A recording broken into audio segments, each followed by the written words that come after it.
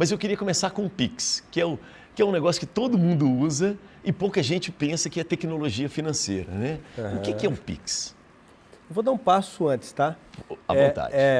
O que acontece no sistema global, né, financeiro, né? Então, as pessoas movidas a cédula, dinheiro, aí começaram a surgir as criptomoedas, e quando as criptomoedas surgiram, foi justamente para sair daquele status quo dos bancos e das grandes economias, favorecendo os ricos. Sim. E as classes menos favoráveis não tinham acesso ao sistema financeiro, né? Então, por exemplo, uma bala, dependendo do país, você paga 1 milhão da moeda local para comprar uma bala, por causa da inflação, igual já aconteceu aqui no Brasil, né? Então, o Pix ele chegou para trazer uma inclusão financeira. O Brasil, antes do Pix, ele tinha mais de 60 milhões de brasileiros que não tinham acesso ao sistema financeiro. Não tinham acesso para poder abrir uma conta bancária e receber seu dinheiro. Caramba, então, era normal, gente. muita gente. Então, era normal as pessoas, por exemplo, movimentarem dinheiro na conta de um amigo, do irmão, tal. Isso né? mesmo, eu lembro disso. E, além disso, o sistema financeiro sempre foi muito cruel. Então, às vezes, a pessoa com baixa renda, quando ela abria a conta no banco, o banco fazia um empréstimo, ou por meio do empréstimo bancário, ou por meio do cartão de crédito, ela entrava na dívida, não conseguia sair, nome negativado, e a partir dali ela não abria nem crediário nas lojas de bairro. Isso, né? lembro Então, também. o Pix ele começou a trazer uma inclusão financeira, né? Uma inclusão financeira, num projeto muito bem desenhado, apesar de eu já ter sido supervisionado pelo Banco Central, né, por ter a Fintech. Muita gente fala, pô, Túlio, você elogia o Banco Central e eles estão de olho ali, supervisionando. Mas ele tem que fazer isso, né? E eu elogio muito o trabalho do Banco Central. O Banco Central fez um trabalho que chama Cidadania Financeira. Então, se a pessoa for na internet, ela pode clicar lá, Cidadania Financeira, Banco Central. E vai ver aonde nasceu o Pix e aonde está indo a evolução do Banco Central. Para onde o Banco Central está indo com o desenvolvimento financeiro? Vai lá na cartilha do Banco Central, escrita lá em 2012, né, lá atrás, que a pessoa vai entender por que o Banco Central criou o Pix e outras medidas. Legal isso. O Banco Central baseou em alguma outra ideia fora do Brasil? Ele pesquisou Uganda, vários lugares, vários países subdesenvolvidos, países mais desenvolvidos. O Pix ele tem um modelo parecido que nasceu na Índia, né? E o Brasil ele puxou um pouco dessa ideia ali da Índia e evoluiu, né? Então, ele pegou várias ideias ali. Hoje a gente vê, por exemplo, nas redes sociais, muitas pessoas leigas dizendo um monte de coisa, né? Falam demais aí o sobre pessoal critica, o Pix não foi ideia do Banco Central, foi copiado. Cara, todas as ideias, hoje no mundo é muito difícil pegar uma ideia de zero. Claro. Ela evoluiu de algum lugar, né? Então, assim, o Banco Central fez com uma maestria muito grande de pegar o modelo de pagamentos instantâneos que não rodou bem na Índia, não rodou bem lá, e aqui foi um sucesso. Por que não rodou bem na Índia? O modelo, né? O modelo de negócio, cultura. Acho que o Banco Central, igual eu falei, assim, o Banco Central tem uma... Qual a maestria do Banco Central? Tá. Eu te falei que tem 15 anos no meio de pagamento de tecnologia financeira, né? Foi quando o Banco Central deu abertura para a criação de fintechs. O Brasil era dominado por 5 grandes bancos e os outros sofriam ali para conseguir mercado. E nós, brasileiros, mais ainda, que estavam na mão desses grandes bancos. Sim. Quando ele abriu o mercado, possibilitando a criação de fintechs, ele trouxe inovação, trouxe competitividade, colocou os bancos na parede e aí ele fez o Pix rodar. Hoje nós temos em torno de 1.000 e poucas instituições participantes do Pix, tá? E para você ver o número de empresas que estão sendo supervisionadas pelo Banco Central e que ofertam o Pix. Então, cara, isso aí pulverizou o Pix, ajudou a pulverizar. Nós estamos falando de quase 1.000 empresas praticamente ofertando Pix, ou seja, não são só 5 bancos. Então, Túlio, não adiantaria criar o Pix se não tivesse liberado as fintechs. é isso? Justamente. Ah, cara, o que é uma fintech? Explica direitinho. Fintech é uma empresa de tecnologia financeira. Né? Muita gente confunde. A fintech é uma startup? Nem sempre. Né? A startup é aquela empresa que está nascendo, que está crescendo, está numa fase até de crescimento. Mas, por exemplo, posso citar o nome para ele? Pode, Nubank. claro. Nubank, Banco Inter. Isso, né? Banco Inter. Muita gente fala que é uma confusão que o governo está fazendo agora com as taxações, que o mercado de fintech está sofrendo com isso, porque aumentou o CSLL das empresas, das fintechs, e eles falaram o seguinte, cara, não é justo Nubank e Inter pagar uma taxa menor do que os bancos. Só que esses caras aqui já deixaram de ser startup. Né? Eles podem até ser uma fintech, mas eles não são startups mais. Eles são grandes bancos. Né? Tá. E as fintechs, que ainda estão ali crescendo, tateando, foram colocadas agora no mesmo lugar deles. Puxa vida, né? Hein? Olha então, só. eu falo que é falta, às vezes, de conhecimento do mercado. Sensibilidade, né? Inteligência emocional. Sentar ali do lado das instituições, conversar. Tal. Fazer um cadastro, né? Diferenciado. Entender, chamar quem é especialista ali na área para conversar. Enfim, senão acaba com o quê? Com as fintechs, com as startups, que ajudaram a pulverizar um dos meios de pagamentos mais utilizados do planeta, que é o Pix. Legal. Você acha correto a gente utilizar Banco Inter para essa instituição? É um banco mesmo? É um banco. Tá. Ele é um banco. Quando a diferença de uma... Porque no Banco Central, ele tem vários tipos de instituições. Instituição de crédito, sociedade de crédito, instituição de pagamento. Aí dentro da instituição de pagamento você tem várias outras subclasses. Emissor de moeda eletrônica, subadquirência, iniciador de transação. Claro, imagino, uma sopa de um monte de coisa. Agora, a diferença de uma instituição de pagamento, onde a maioria das fintechs são, de um banco, é que o banco oferece rendimento e empréstimo. E as outras instituições de pagamento oferecem meios de pagamento, meio de circulação de moeda eletrônica. Entendeu? Perfeito, muito bom. Então, essa é a diferença. E o Banco Inter oferece empréstimo, oferece cartão, oferece uma série de coisas. Vamos voltar para o Pix, que é nosso, né? Dá para a gente falar que o Pix é brasileiro mesmo? É Pix brasileiro. Brasileiro? Pix é brasileiro. Registrado com, vamos dizer assim, direito autoral. Nome próprio. Nome próprio, né? Isso. Legal demais. Então, o Banco Central, que a gente tanto pensa que é algo que trabalha só com uma economia mais, né, digamos assim, a questão dos juros e tal, o Banco Central está presente no dia a dia das pessoas mais simples, inclusive. Total. Porque se a gente analisar, a economia só evolui se atender 100% da população. Não adianta você atender a uma classe, somente uma classe rica. Não, você tem que atender 100% da população.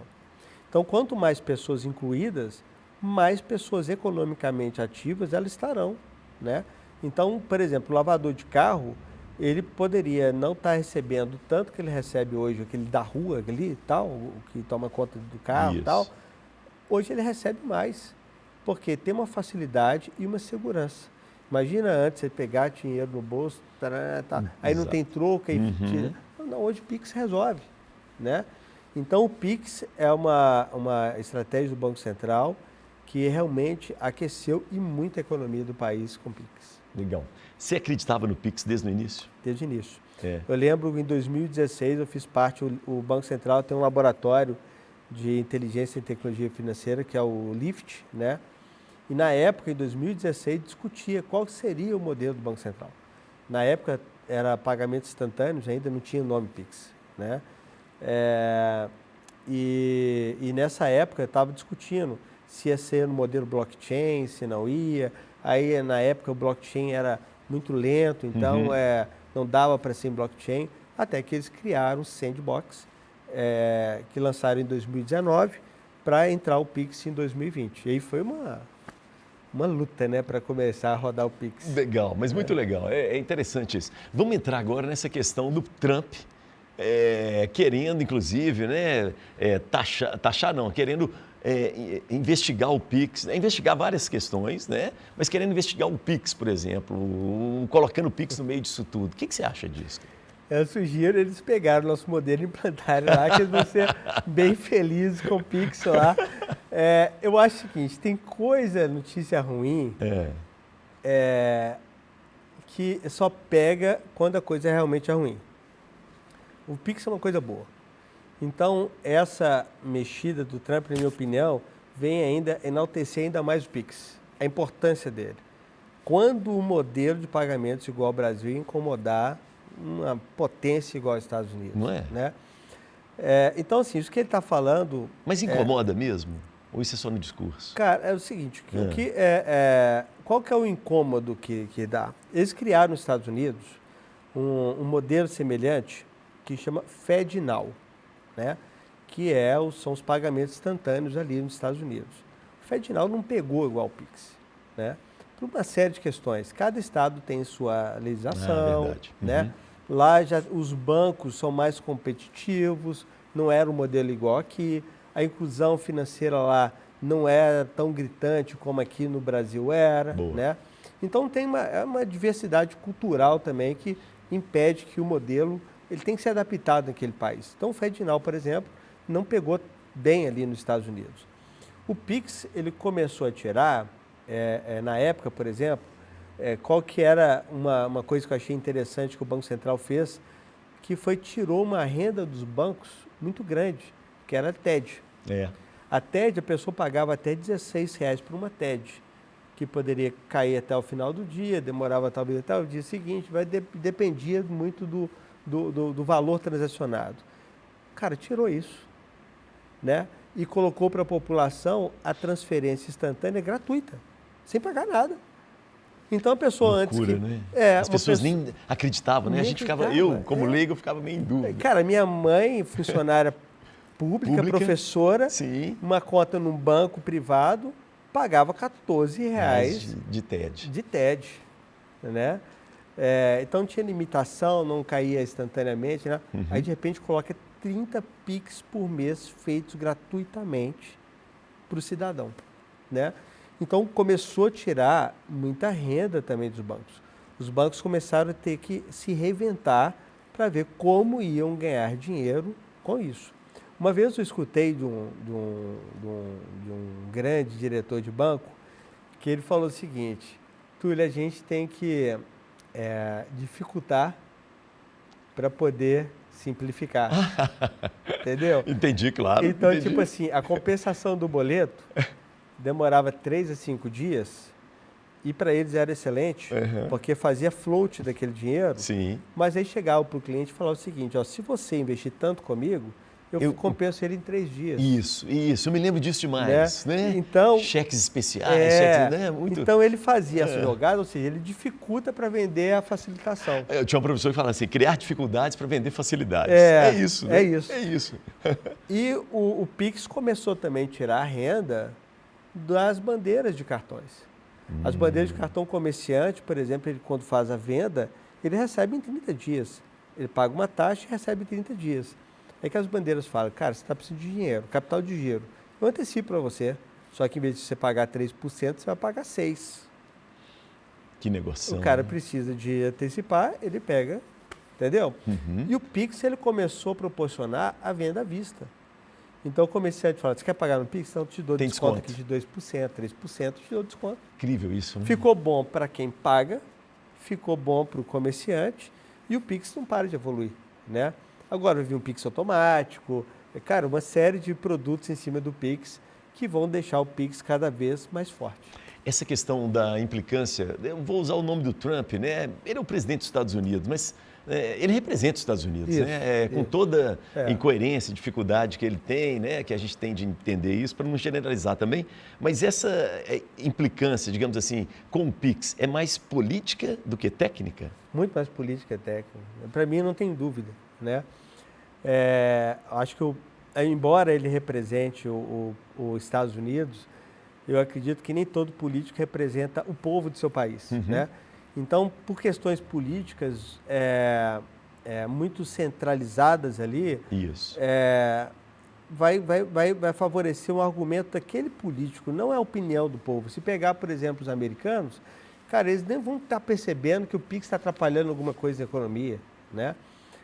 E não está, né? Então, hoje, a bandeira de cartão de crédito mais utilizado no mundo, muita gente não sabe, não é uma carteira de americano, da Visa, Mastercard, é de um chinês, Caramba. que chama UnionPay. Você estava falando né? isso fora do ar com a gente. Que roda na Índia, na China, e a gente desconhece. Eles têm essa operação deles em 70 países. E, cara, aí você fala o seguinte, cara, eles têm uma economia equilibrada dentro deles, onde já circulam moedas eletrônicas tokenizadas, lá tem pagamento biométrico pelo íris em transporte público, ou seja, eles estão muito mais avançados. E aí vem a pergunta, por que que eles não exportam essa tecnologia? Porque eles também querem fazer com que a economia global rode em cima dos meios deles e não querem compartilhar. Então tem uma guerra financeira aí muito grande, uma guerra política muito grande. É o imperialismo financeiro, né? Cara, tudo isso você está falando, cara, é isso, né? É isso. O mundo roda. Eu lembro que uma vez um economista falou que o universo rodava em torno do sistema financeiro e depois deixou de ser. Eu acho que ainda roda, né? Tudo que nós fazemos hoje, Elias, envolve pagamento. Eu vou comprar uma água, vou pagar alguém, vou fazer isso. Cara, circula dinheiro toda hora, não para. É 24/7 e não para.